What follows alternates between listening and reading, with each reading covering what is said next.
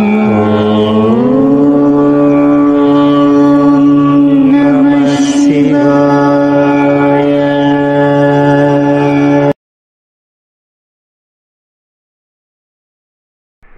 గురుభ్యో నమః.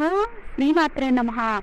వృద్ధాప్యంలో తల్లిదండ్రులు తమ పిల్లల నుండి ఈ రెండు విషయాలను ఆశించకూడదు. యుక్త వయసులో తల్లిదండ్రులు ఏం చేయాలి అనే విషయాన్ని ఈ వీడియోలో మనం తెలుసుకుందాము. చాలా కాలం క్రితము ఒక గ్రామంలో ఒక వ్యక్తి అతని భార్యతో కలిసి నివసిస్తూ ఉండేవాడు. భగవంతుడి దయ వలన అతని ఇంట్లో అన్నీ ఉన్నాయి. డబ్బు ఉంది, పరువు, మర్యాద అన్నీ కూడా ఉన్నాయి. ఆ దంపతులు చాలా సంతోషంగా ఉండేవారు. భగవంతుడి దయ వలన వాళ్ళ ఇంట్లో అన్నీ ఉన్నాయి, కానీ సంతానం లేకపోవడంతో వాళ్ళిద్దరూ కూడా ఎప్పుడూ చాలా బాధగా ఉండేవారు. వారికి వివాహం జరిగి 10 సంవత్సరాలు గడిచిపోయాయి. వాళ్ళ ఇంట్లో సంతానం లేదు. అందువలన ఆ భార్యాభర్తలు ఇద్దరు కూడా చాలా మంది వైద్యులను సంప్రదించారు. పెద్ద పెద్ద హాస్పిటల్లో వైద్యాన్ని చేయించుకున్నారు. చాలా పుణ్యక్షేత్రాలకు తిరిగారు. చాలా మొక్కులను కూడా మొక్కుకున్నారు. అలా 15 సంవత్సరాలు గడిచిపోయాయి. 15 సంవత్సరాలు గడిచిన తర్వాత వాళ్ళకి ఒక కొడుకు పుట్టాడు అని వాళ్ళిద్దరూ కూడా చాలా సంతోషంగా ఉన్నారు. హాస్పిటల్లో కొడుకు పుట్టిన తర్వాత నర్సు ఆ పిల్లవాడిని శుభ్రం చేసి ఆ పిల్లవాడిని తీసుకుని వస్తూ ఉంది. ఇంతలో ఆ భార్యాభర్తలు ఇద్దరు కూడా అడుగుతున్నారు, మా బిడ్డ ఎలా ఉన్నాడు అని. అప్పుడు నర్సు చెప్తుంది, ఈ బిడ్డ చాలా అందంగా ఉన్నాడు, కానీ ఒకటే ఒక లోటు ఉంది అని చెప్పింది. ఆ మాట విన్న తర్వాత ఆ తల్లిదండ్రులు ఇద్దరూ కూడా చాలా ఆందోళన చెందారు. నర్సు చెప్తుంది, అమ్మ ఏమీ చింతించవలసిన అవసరం లేదు. మీ పిల్లవాడైతే చాలా అందంగా ఉన్నాడు, ఆరోగ్యంగా కూడా ఉన్నాడు, కానీ అతనికి భగవంతుడు ఒకటే లోపాన్ని పెట్టాడు. అతడికి ఒక కన్ను లేదు అని చెప్పాడు. కొడుకుకి కన్ను లేదు అని వినగానే తల్లి చాలా బాధపడిపోయింది. వెంటనే ఆ పిల్లవాడిని ఎత్తుకుని ఏడవడం ప్రారంభించింది. ఆమె కొడుకుని గట్టిగా కౌగిలించుకుని, నా బిడ్డకు కన్ను లేకపోయినా పర్వాలేదు, నా బిడ్డ చాలా అందంగా ఉన్నాడు అని ఆ బిడ్డను గుండెలకు హత్తుకుంది. అదంతా చూస్తున్న నర్సు కళ్ళలో నుండి నీళ్లు వచ్చాయి. అని చెప్తుంది, అమ్మా మీరు చింతించవలసిన అవసరం ఏమీ లేదు. మీరు కావాలి అని అనుకున్నట్లయితే మీ భార్యాభర్తలు ఇద్దరిలో ఎవరైనా సరే మీ బిడ్డకు ఒక కన్నును ఇవ్వవచ్చు అని చెప్పింది. కానీ ఇంకా అంటుంది, భగవంతుడికి అసలు జాలి లేదు. ఈ పిల్లవాడికి ఆ రెండో కన్ను కూడా ఇస్తే ఆ భగవంతుడికి పోయేదేముంది, ఎందుకు ఇటువంటి పనులను భగవంతుడు చేస్తాడు అని చెప్పింది.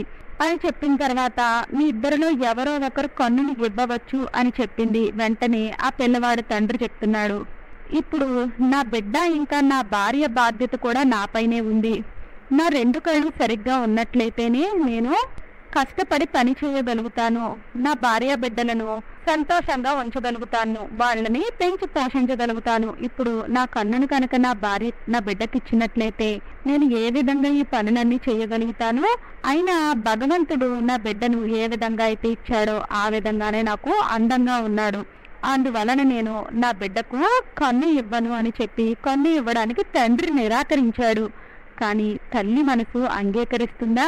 తల్లి చెప్తోంది, నాకు ఒక కన్నున్నా పర్వాలేదు, నా బిడ్డకు 2 కళ్ళు ఉన్నట్లయితే నా బిడ్డ 2 కళ్ళతో ప్రపంచాన్ని చూస్తాడు అని చెప్పి తన కంటిని తన బిడ్డనికి ఇవ్వడానికి సిద్ధపడింది. తన డాక్టర్తో చెప్తుంది, నా కన్నుని తీసి నా బిడ్డకు పెట్టమని చెప్పింది. నా బిడ్డ ఆ 1 కన్నుతో చూడకూడదు, నా బిడ్డ 2 కళ్ళతో చూడాలి అని చెప్పింది. అప్పుడు డాక్టర్ చెప్తున్నాడు, మీ పిల్లవాడు కొద్దిగా పెద్ద అయిన తర్వాత మీ కంటిని తీసి మీ కొడుకుకు పెట్టవచ్చు అని చెప్పి వాళ్ళని ఇంటికి పంపించి వేశారు. ఆ భార్యాభర్తలు ఇద్దరూ కూడా ఆ పిల్లవాడిని చాలా ప్రేమగా పెంచుతూ ఉన్నారు. అలా కొన్ని రోజులు గడిచిపోయాయి. కొన్ని రోజులు గడిచిన తర్వాత ఆ పిల్లవాడు తండ్రి యాక్సిడెంట్లో చనిపోయాడు. ఆ తండ్రి ప్రాణాలను కోల్పోయాడు. స్త్రీ భర్త యాక్సిడెంట్ లో చనిపోయాడు అని తెలియడంతో ఆమె చాలా బాధపడుతూ ఉంది. ఆమె పెద్దగా ఏడవడం మొదలుపెట్టింది. ఆమెకి ఎటువంటి సంపాదన కూడా లేదు. తన పిల్లవాడిని ఎలా పెంచగలను అని ఆలోచిస్తేనే చాలా దగ్గరగా ఏడవడం ప్రారంభించింది. ఆమె ఏడుపు విని ఇరుగు పొరుగు వారు అందరూ కూడా వచ్చి ఆ తల్లికి చాలా నచ్చ చెప్పారు. ఓపికగా ఉండమ్మా, భగవంతుడే అన్నిటికీ మంచి మార్గాన్ని చూపిస్తాడు అని చెప్పారు. ఆమె తన భర్తకు అంత్యక్రియలను నిర్వహించింది. తను చాలా విచారంగా ఉంది. తన బిడ్డను ఎలా పోషించుకోవాలి అనే విషయం గురించే ఆలోచిస్తూ ఉంది. ఎందుకంటే వాళ్ళకి సంతానం లేదు కాబట్టి సంతానం కోసము వైద్యం చేయించుకోవడానికే వాళ్ళకి చాలా ధనం ఖర్చయిపోయింది. ఆ తర్వాత ఆ బిడ్డకు తల్లి కన్నును ఇవ్వడం కోసము ఇంకా వైద్యాన్ని చేయించారు. దానికి మిగిలిన ధనం ఖర్చయిపోయింది. భర్త మరణించిన తర్వాత అతని అంత్యక్రియల కోసమును మిగిలిన ధనాన్నంతా కూడా ఖర్చు పెట్టేసింది. ఆ తల్లి ఇప్పుడు ఆ బిడ్డను ఎలా పోషిస్తుంది? ఆ తల్లి అనుకుంది, నేను 4 ఇళ్లలో పని చేసైనా కూడా నా బిడ్డను చాలా బాగా చూసుకోవాలి అని అనుకుంది. తను ఇళ్లలో పాత్రను తోమడము, చీపురుతో ఊడవడం వంటి పనులను చేయడం ప్రారంభించింది. తను ఎన్ని బాధలు పడుతున్నా కూడా ఆ బిడ్డకు మాత్రము ఎటువంటి లోటు కూడా రానివ్వలేదు. ఆ పిల్లవాడికి అందమైన బొమ్మలు కొనిచ్చేది, చక్కటి బట్టలను వేసేది.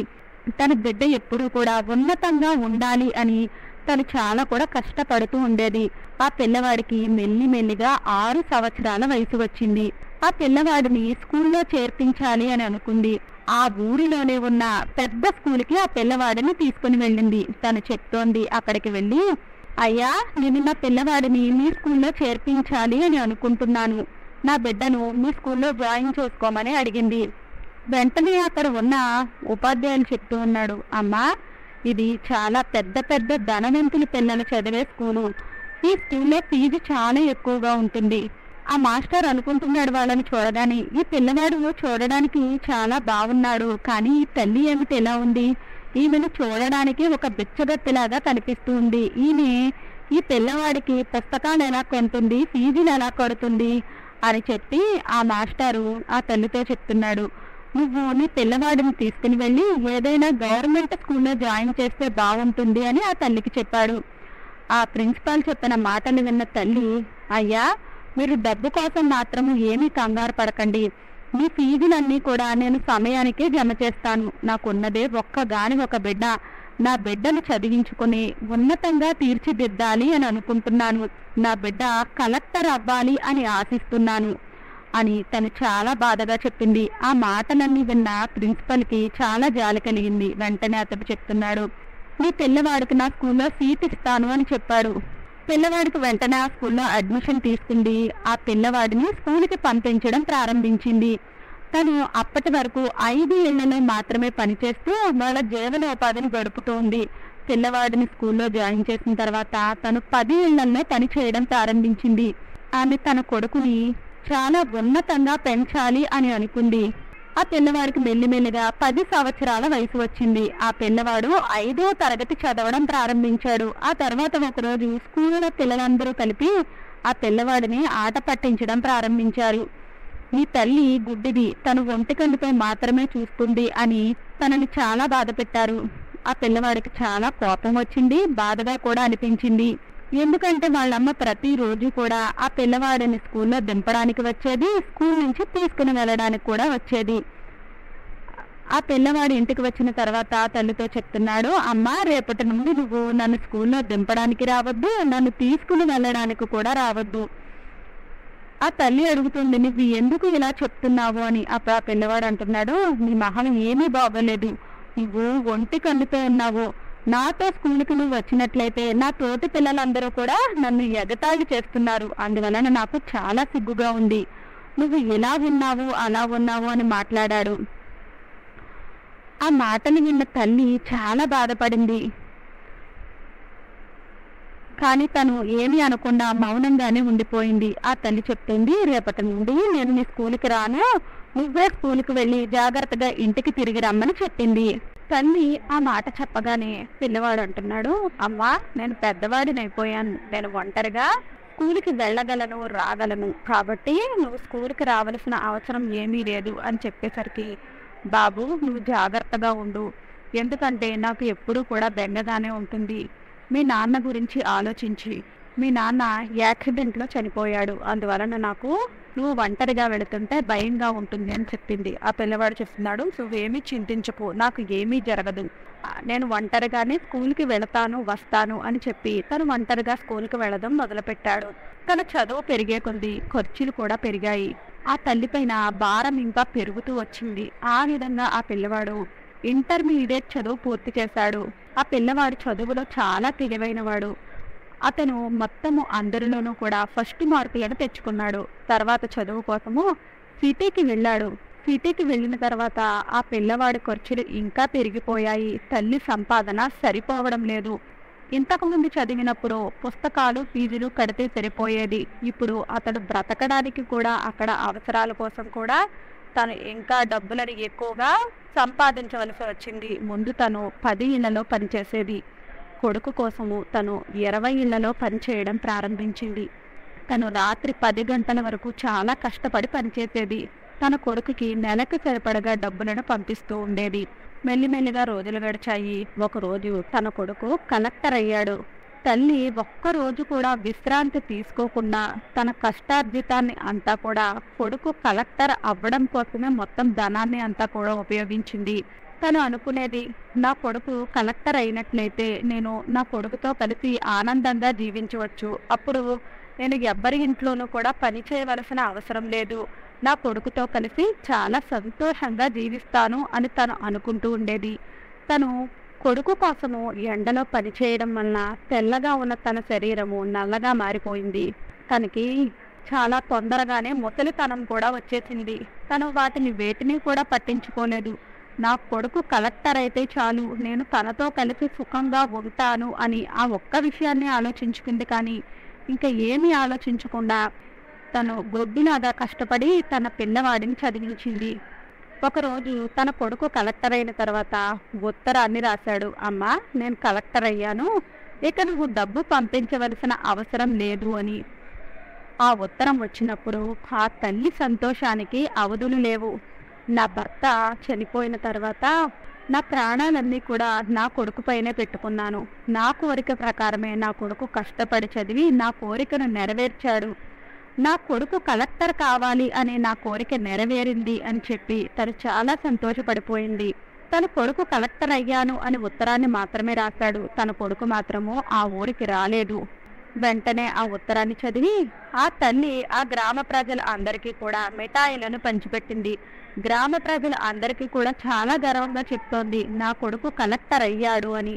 ఆ తర్వాత తల్లి తన కొడుకు ఊరికి వస్తాడు అని ఎదురు చూడడం ప్రారంభించింది. నా కొడుకు సిటీకి వెళ్ళి చాలా రోజులైపోయింది, కలెక్టర్ అయ్యాడు, తప్పకుండా వస్తాడు నన్ను కలవడానికి.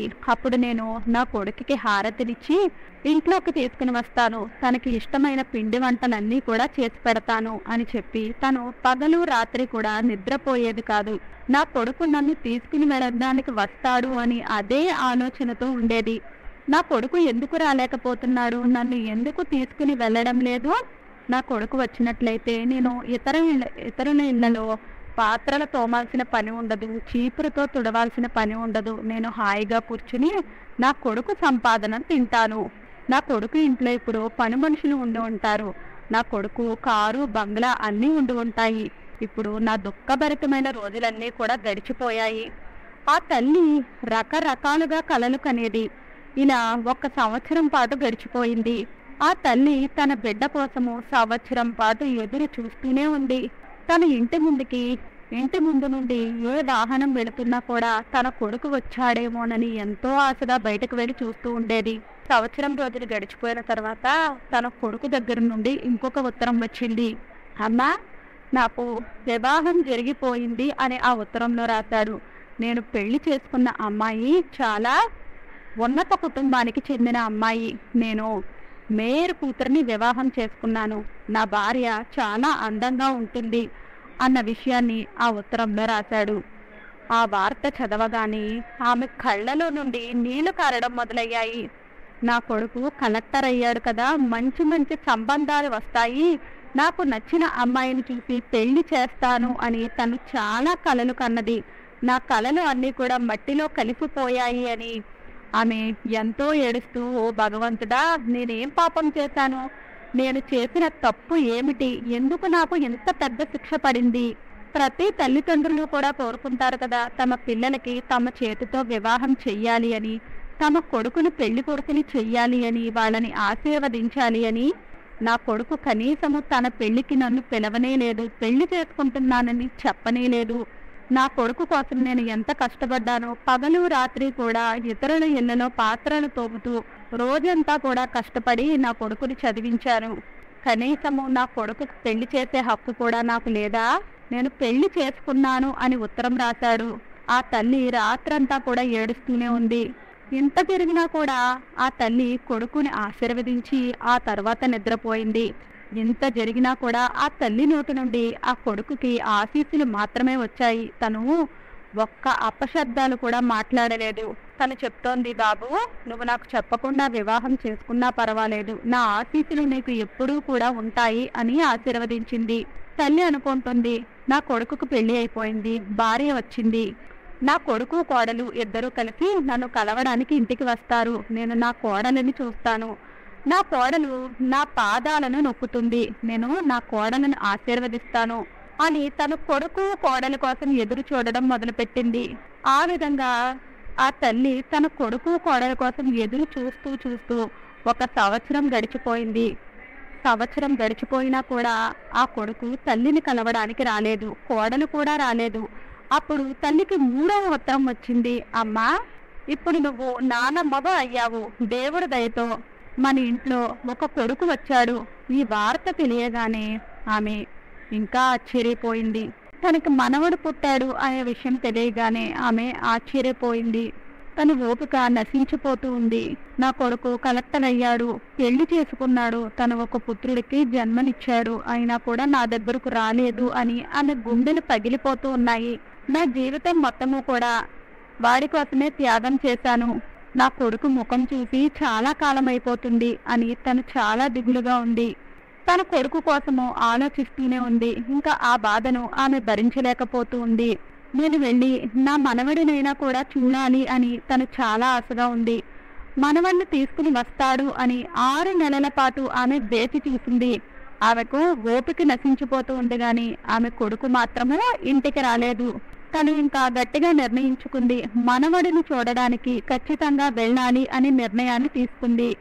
ఆమె తన కొడుకుని కోడలిని కలవడానికి నగరానికి వెళ్ళింది.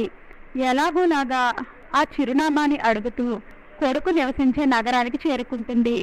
తన కొడుకు నివసించే నగరానికి చేరుకున్న తర్వాత ఒక రిక్షావాడిని పిలిచి ఆ రిక్షావాడికి అడ్రస్తో ఉన్న ఉత్తరాన్ని చూపించి అక్కడికి తీసుకుని వెళ్ళమని చెప్పింది.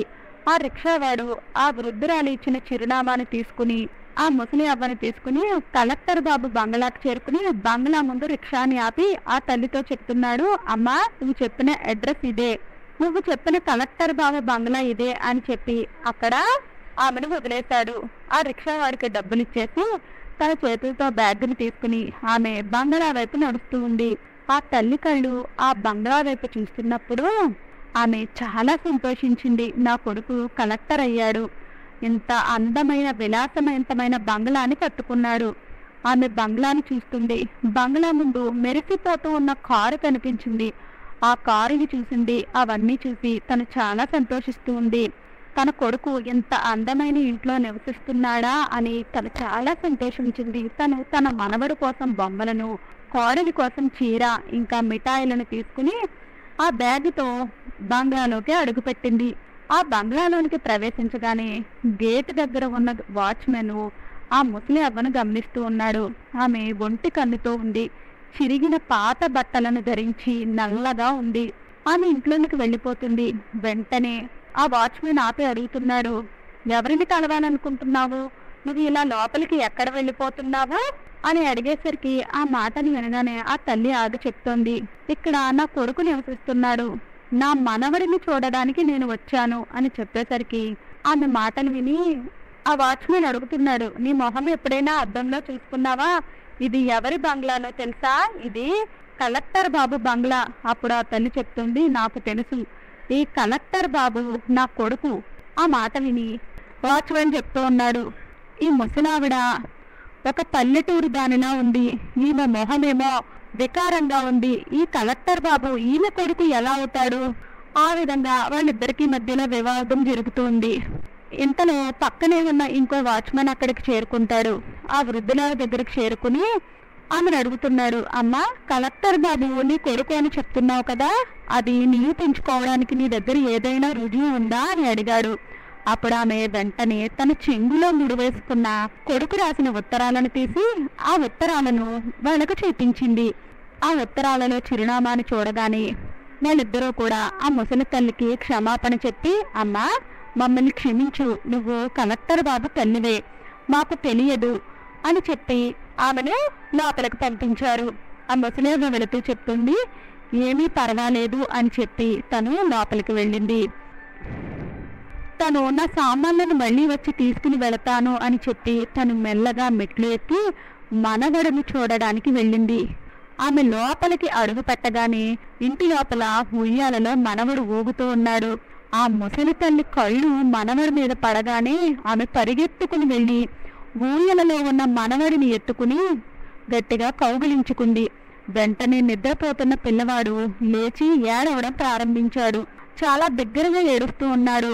పిల్లవాడి ఏడుపు శబ్దం చెవులోనికి రాగానే వంటింట్లో పని చేసుకుంటున్న ఆమె కోడలు, ఏం జరిగింది, నా పిల్లవాడు ఎంత పెద్దగా ఏడుస్తున్నాడు అని బయటకు వచ్చి చూసేసరికి బిచ్చగత్తిలాగా ఉన్న ఒక వృద్ధురాలి చేతిలో తన బిడ్డ కనిపించాడు.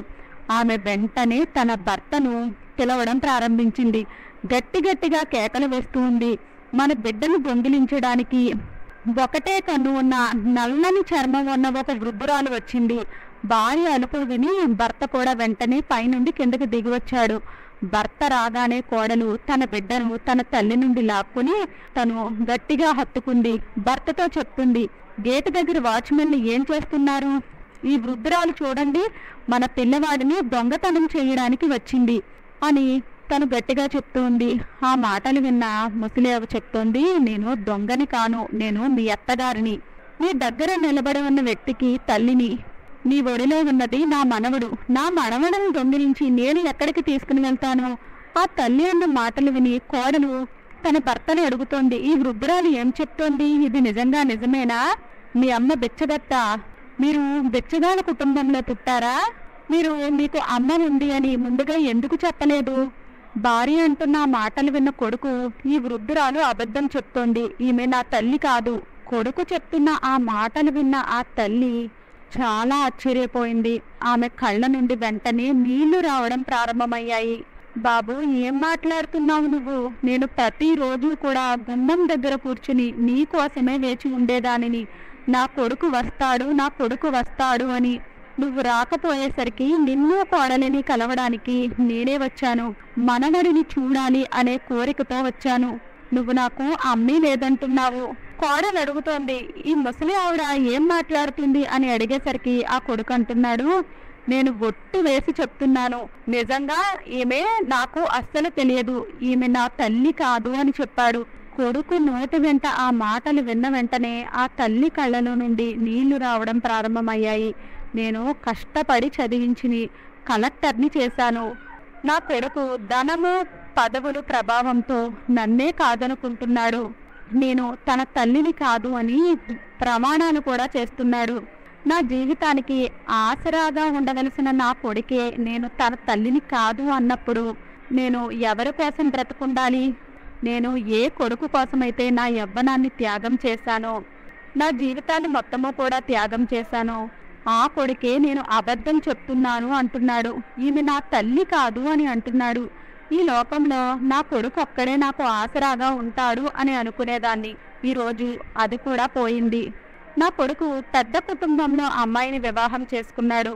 ఆమెకు అర్థమైపోయింది నా కొడుకు ఉన్నత స్థానాలకు చేరుకున్నాడు కాబట్టి అతడు నన్ను తల్లిగా ఒప్పుకోవడానికి నిరాకరిస్తున్నాడు. తల్లి చెప్పింది, బాబు, నేనే తెలియక పొరపాటుగా మాట్లాడాను. మిమ్మల్ని నా కొడుకు అనుకున్నాను. మీరు నా కొడుకు అని అనుకుని నేను మీ దగ్గరకు వచ్చాను. నాకు కూడా ఒక కొడుకు ఉండేవాడు. ఆ కొడుకు కూడా మీలానే ఉండేవాడు. ఆ కొడుకును కూడా నేను కష్టపడి కలెక్టర్ని చేశాను. నా కొడుకు నాకు ముసలితనంలో ఆసరాగా ఉంటాడు అని భావించి నా యవ్వనాన్ని అంతా కూడా నా కొడుకు కోసం కష్టపడి వాడిని చదివించడానికే నేను కష్టపడుతూనే ఉన్నాను. నువ్వు నా కొడుకు కాదని నాకు తెలుసు. నేను తప్పు చేశాను. ఆమె ఇలా చెప్పి ఆ మెట్లు దిగడం ప్రారంభించింది. ఆమె మెట్లు దిగుతూ ఆలోచిస్తూ ఉంది, ఈ వృద్ధాప్యంలో నాకు ఉన్న ఒకే ఒక ఆసరా నా కొడుకు. అది కూడా ఈరోజు నాకు లేకుండా పోయింది. ఇంక నేను ఎవరి ఆసరాతే బతకాలి? ఒకే ఒక ఆశ కూడా ఇక నా జీవితానికి లేదు. ఆ తల్లి అంతరాత్మ నుండి మాటలు వినపడుతున్నాయి. ఎవరైతే నన్ను చూసుకుంటారు అని అనుకున్నానో, ఆ ఆసరా అవుతారు అని అనుకున్నానో, వాళ్ళు ఇప్పుడు పాములాగా మారి కూర్చున్నారు. నన్నే కాటు వేసి తినేస్తున్నారు. నేను ఎవరినైతే నా జీవితానికే సంతోషం అని అనుకున్నానో, ఎవరినైతే నేను నా గురించి కూడా మరిచిపోయి ప్రేమగా పెంచి పోషించానో, వాళ్ళే నన్ను ఈ రోజు బరువు అని అనుకుంటున్నారు. ఆ విధంగా ఆమె ఏడుస్తూ ఏడుస్తూ కిందకి దిగుతుంది. ఆమె మనసులో ఆలోచన వచ్చింది. ఇప్పుడు నా కొడుకే నన్ను కాదన్నాడు. ఇక నేను బ్రతికి ఏం చెయ్యాలి? నా కొడుకే లేనప్పుడు నాకు ఈ జీవితం ఎందుకు? ఆ విధంగా తన కొడుకు ఇంట్లో నుండి బయటకు వచ్చింది. మెయిన్ గేట్ దగ్గర వాచ్మెన్ గది దగ్గరకు వెళ్ళింది. వాచ్మెన్ పిలిచి చెప్తోంది, బాబు నాకు ఒక చిన్న పని చేస్తావా అని అడిగింది. నాకు ఒక 4 లైన్ల ఉత్తరాన్ని రాసిపెట్టు. నువ్వు నాకు ఈ సహాయాన్ని చెయ్యగలవా అని అడిగింది. ఆ వాచ్మెన్ కి తెలుసు ఆ ముసలి అబ్బ ఆ కలెక్టర్ బాబు తల్లి అని. అందువలన తన వెంటనే కాగితాన్ని పేపర్ని పెన్నని తీసుకుని వచ్చాడు. తను అడుగుతున్నాడు, అమ్మా నేనేమి రాయాలి అని. అప్పుడు ఆ ముసలి అవ్వ చెప్తోంది. వాచ్మెన్ రాస్తూ ఉన్నాడు. ఆ ఉత్తరం రాయడం పూర్తి అయిపోయిన తర్వాత ఆ వృద్ధురాలు వాచ్మెన్ అడుగుతుంది, బాబు నాకు చాలా దాహంగా ఉంది, నువ్వు కొన్ని మంచినీళ్ళని ఇవ్వగలవా అని అడిగింది. వృద్ధురాలు అడిగింది అని వాచ్మెన్ మంచినీళ్లు తీసుకుని రావడానికి వెళ్ళాడు. వెంటనే ముసలి అవ్వ తన చీరని తీసి అక్కడే ఉన్న ఫ్యాన్ కి ఉరి వేసుకుని చనిపోయింది. వాచ్మెన్ మంచినీళ్లు తీసుకుని గది దగ్గరకు వచ్చేసరికి లోపల ఫ్యాన్ కి వేలాడుతూ ఉన్న ముసలి అవ్వని చూసి చాలా కంగారు పడిపోయాడు. వెంటనే వాచ్మెన్ పెద్దగా అరుస్తూ పరిగెత్తుకుంటూ వెళ్లి ఆ విషయాన్ని కలెక్టర్ గారికి చెప్పాడు. ఆ వార్తను వినగానే ఆ భార్యాభర్తలు ఇద్దరు కూడా పరిగెత్తుకుంటూ వాచ్మెన్ గది దగ్గరకు వచ్చారు. ముందు కలెక్టరు, వెనకాల అతని భార్య పరిగెత్తుకుంటూ వచ్చారు. తల్లిని ఆ పరిస్థితుల్లో చూడగానే ఆ కొడుకు ప్రాణాలు పోయినట్లు అయిపోయాయి. వెంటనే తల్లిని గట్టిగా పట్టుకున్నాడు. తల్లిని వెంటనే నేల మీద పడుకోబెట్టాడు. తను అనుకుంటున్నాడు, నా మాటలు నా తల్లికి ఎంత గాయాన్ని చేశాయి అని నేను అనుకోలేదు. అమ్మా, నేను చాలా పెద్ద తప్పు చేశాను. నాకు భయం వేసింది. నా గురించి తెలిస్తే నా భార్య నన్ను ఎక్కడ వదిలి వెళ్ళిపోతుందోనని. అందువల్లనే నేను నాకు తల్లి లేదు అని అబద్ధాన్ని చెప్పాను. కానీ నువ్వు నేను చెప్పిన అబద్ధాన్ని నిజం చేశావు. ఇంతలో కోడలి కళ్ళు అత్తగారి చేతిలో ఉన్న ఉత్తరం మీద పడ్డాయి. వెంటనే ఆ కోడలు ఆ ముసలి ఆవిడ చేతిలో ఉన్న ఆ ఉత్తరాన్ని తీసుకుని చదవడం ప్రారంభించింది. చదువుతూనే తన కళ్ళు నీళ్లతో నిండిపోయాయి. ఆ ఉత్తరంలో ఆమె రాసింది, బాబు నా ఆశీర్వాదాలు నీకెప్పుడూ కూడా ఉంటాయి.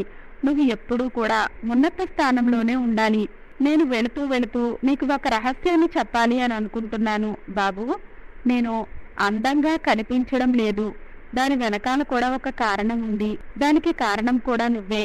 ఎప్పుడైతే నువ్వు జన్మించావో అప్పుడు నీకు ఒక కన్ను లేదు. నేను ఒక కన్నును నీకు ఇచ్చి నేను నిన్ను అందంగా మార్చాను. నీకు సుందరమైన రూపాన్ని ఇచ్చాను. నేను కురూపినే అయిపోయాను. అదే కురూపి అయిన రూపము ఈ రోజు నీకు నచ్చడం లేదు.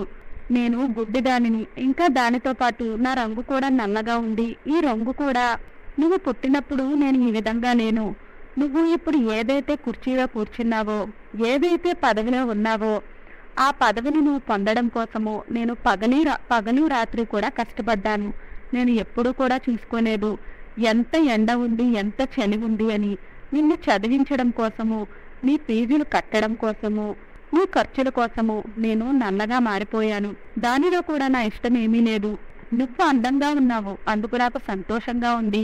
నేను నిన్ను చూడాలనుకున్నాను, మనవడిని చూడాలి అని అనుకున్నాను, నా కోడలిని కలవాలి అని అనుకున్నాను. అందువల్లనే నేను పట్టణానికి వచ్చాను. ఎందుకంటే ఎప్పుడూ కూడా మన ఊరికి వచ్చి నువ్వు నేను ఎలా ఉన్నాను అని చూడలేదు.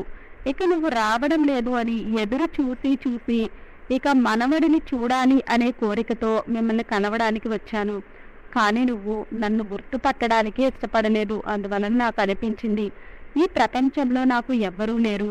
ఇక నాకు జీవించాలి అనే కోరిక చచ్చిపోయింది. నేను జీవించడానికి కూడా నాకు ఇక ఏ దారి కూడా లేదు. అయినా నేను ఇంక జీవించి చేసేదేముంది? నేను వెళ్ళి పరమేశ్వరుని ప్రార్థిస్తాను, నా కొడుకు ఎప్పుడూ కూడా సంతోషంగా ఉండాలి అని, నీ సంతానం సంతోషంగా ఉండాలి అని. కోడలు ఆ ఉత్తరం అంతా చదువుతూ కొడుకుకు వినిపిస్తూ ఉంది. ఆ కొడుకు తల సిగ్గుతో తల వంచుకున్నాడు. తనలో తానే అనుకుంటున్నాడు, ఏ తల్లి అయితే నన్ను ఈ స్థాయికి తీసుకుని రావడానికి తన జీవితాన్ని త్యాగం చేసిందో అదే తల్లి ఈ రోజు నా గుమ్మంలోనికి వచ్చింది. నేను ఆమెకు ఒక్క గ్లాసు నీటిని కూడా ఇవ్వలేకపోయాను. భార్యాభర్తలు ఇద్దరూ కూడా ఆ ముసలి తల్లిని క్షమాపణలు కోరుతూ ఉన్నారు. కానీ ఇప్పుడు ఆ క్షమాపణలు వినడానికి ఆ తల్లి అయితే సిద్ధంగా లేదు. తను చాలా దూరం వెళ్ళిపోయింది. అక్కడ నుండి ఇక తిరిగి రాలేదు. కలెక్టర్ మనసులో చాలా పశ్చాత్తాపడుతూ ఉన్నాడు. తన జీవితానికి పశ్చాత్తాపం మాత్రమే మిగిలిపోయింది. ఎవరి జీవితంలో అయితే తల్లి ఉండదో వారి జీవితం అంతా కూడా తల్లి కోసం వారు బాధపడుతూనే ఉంటారు. తల్లి కోసం తహతహలాడుతూ ఉంటారు. ఎవరి జీవితంలో అయితే తల్లి ఉంటుందో వారు తల్లిని పట్టించుకోరు. భార్య పిల్లలు ఇంకొకసారి కావాలన్నా లభిస్తారు, కానీ తల్లి రెండవసారి లభించదు. సంతానం మాత్రమే తల్లిదండ్రులు జీవించడానికి ఒక తోడు అవుతారు. ముసలితనంలో బాధపడుతున్న తల్లిని పదవి గర్వంతో తన కొడుకే తనను గుర్తుపట్టడానికి నిరాకరిస్తే, ఆ తల్లిదండ్రులను అవమానిస్తే ఈ ప్రపంచంలో తల్లిదండ్రులకు దుఃఖము అనేది ఇటువంటి పిల్లల వల్లే కలుగుతుంది. తల్లిదండ్రులు తమ పిల్లలను సఫలీకృతం చేయడానికి, వారిని జీవితంలో ఉన్నత స్థానాలకు తీసుకుని వెళ్ళడానికి జీవితాన్ని మొత్తము కూడా త్యాగం చేస్తూ ఉంటారు. అదే సంతానము పదవి అహంకారంతో తమ తల్లిదండ్రులను అవమానిస్తే వారికి అది చాలా దుఃఖాన్ని కలిగిస్తుంది. అందువలనే అందరికీ ఒక విన్నపము, మీకు తల్లిదండ్రులు ఉన్నట్లయితే వారిని ఆదరించండి. ఎందుకంటే మీరు సఫలతను సాధించడంలో ఖచ్చితంగా మీ తల్లిదండ్రుల యొక్క కష్టం ఉంది. ఒక్కొక్క బుద్ధి లేని పిల్లలు అడుగుతూ ఉంటారు తల్లిదండ్రులని, మీరు నాకు ఏం చేశారు అని. ఊర్పులారా, మీకు ఏదైతే చేశారో అదంతా కూడా తల్లిదండ్రులే చేశారు. మిమ్మల్ని పెంచి పోషిస్తున్నారు, మిమ్మల్ని చదివిస్తున్నారు. మిమ్మల్ని పెంచడానికి వారు చాలా కష్టపడుతున్నారు. ఈ రోజు మీరు ఉన్నత స్థానాలకు చేరుకున్నారు. దానికి కారణము మీ తల్లిదండ్రులే. మీ తల్లిదండ్రులను మరిచిపోయినట్లయితే మిమ్మల్ని మీరు మర్చిపోయినట్లే. తల్లిదండ్రుల కన్నా మీ సంతోషాన్ని కోరుకునేవారు ఈ ప్రపంచంలో ఇంకెవ్వరూ కూడా ఉండరు. తల్లిదండ్రులు ఎప్పుడూ కూడా మీరు మంచిగా ఉండాలి అని, ఉన్నతంగా ఉండాలి అని కోరుకుంటారు. మీ స్నేహితులు, మీకు కావలసిన వారు ఎవరైనా సరే కొంతకాలం వరకు మాత్రమే మీ మంచిని కోరుకుంటారు. అదే తల్లిదండ్రులు వారు బ్రతుకున్నంత కాలము కూడా వారి జీవితం అంతా కూడా మీరు బాగుండాలి అని పిల్లల హితాన్ని కోరుకుంటూ ఉంటారు. ఒక బిడ్డకు జన్మనివ్వడంతోనే స్త్రీ తన అందాన్ని కోల్పోతుంది. అదే పిల్లలు పెద్దవాళ్ళైన తర్వాత, వారికి వివాహం జరిగిన తర్వాత తన భార్య యొక్క అందాన్ని చూసుకుని తమ తల్లిదండ్రులను నిరాకరిస్తూ ఉంటారు. తల్లిదండ్రులు తమ సంతాన సుఖం కోసము అన్నింటినీ త్యాగం చేస్తారు. మనం పెద్దయిన తర్వాత వాళ్ళకి ఏదైనా ఇవ్వవలసిన అవసరం వచ్చినప్పుడు మనం ఏమిస్తున్నాము? కేవలం కన్నీళ్లు మాత్రమే తల్లిదండ్రులకు మిగులుతున్నాయి. ఒంటరితనం మాత్రమే వారికి మిగులుతుంది. ఈ రోజు మనం మాట్లాడుకున్న విషయాలు ఒక్కసారి ఆలోచించండి. మీ ఆలోచనలు కొద్దిగా మారినట్లయితే, చాలా మంది తల్లిదండ్రులను ఎందుకు వదిలేస్తున్నారు అంటే, తల్లిదండ్రుల యొక్క రూపాన్ని చూసి తమ స్నేహితులలో వాళ్ళ వాల్యూ తగ్గిపోతుంది అని. అది వారు చేసే చాలా చాలా పెద్ద తప్పు. యవ్వనంలో ఉండగా తల్లిదండ్రులు తమ పిల్లలపై ఏ విషయాలపై నమ్మకాన్ని ఉంచుకోకూడదో ధ్యాస పెట్టి వినండి. మీ పిల్లలు మీరు ముసలివాళ్ళు అయిపోయిన తర్వాత మీకు తోడుగా ఉంటారని ఆ విషయంపై మీరు ఎప్పుడూ కూడా నమ్మకాన్ని ఉంచుకోకండి. ఆ విషయంలో ముందు మీరు చాలా ధైర్యంగా ఉండాలి. ముందు నుంచి కూడా మిమ్మల్ని మీరు బలపరుచుకుని ఉంచుకోండి. మిమ్మల్ని మీరే రక్షించుకోగలిగిన సామర్థ్యాన్ని మీరే కలిగి ఉండండి. ఏదో ఒక కొంత ధనాన్ని మీకు ఆసరాగా ఉంచుకోవడానికి ఒక చోట ఉంచుకోండి. రెండో విషయం ఏమిటి అంటే, ఎప్పుడూ కూడా ఈ విషయాన్ని గుర్తుంచుకోండి. ఈ విషయం గురించి ఎప్పుడూ కూడా భ్రమ పడకండి. మీ సంతానం మిమ్మల్ని మరిచిపోరు అని. భార్య ఇంకా పిల్లల యొక్క మోహంలో పడి పదవులు, పరువు, ప్రతిష్ట వీటన్నిటిలో పడి మిమ్మల్ని కూడా మరిచిపోతారు. అందువలన వారిపైన ఎంత మమతను చూపించాలి అంటే, వారు దూరంగా వెళ్ళిపోయినా కూడా మీకు ఎటువంటి దుఃఖము కూడా కలగకూడదు. పిల్లల విషయంలో ఈ రెండు విషయాలను ఎవరైతే తల్లిదండ్రులు గుర్తుంచుకుంటారో వారు వృద్ధాప్యంలో సంతోషంగా ఉంటారు. వీడియో నచ్చినట్లయితే లైక్ చేయండి. వీడియో నచ్చినట్లయితే మన రత్నంత్ర ఛానల్ని లైక్ చేయండి, షేర్ చేయండి, సబ్స్క్రైబ్ చేసుకోండి. వీడియో నచ్చినట్లయితే కామెంట్ బాక్స్లో జై శ్రీరామ్ అని తప్పక కామెంట్ చేయండి.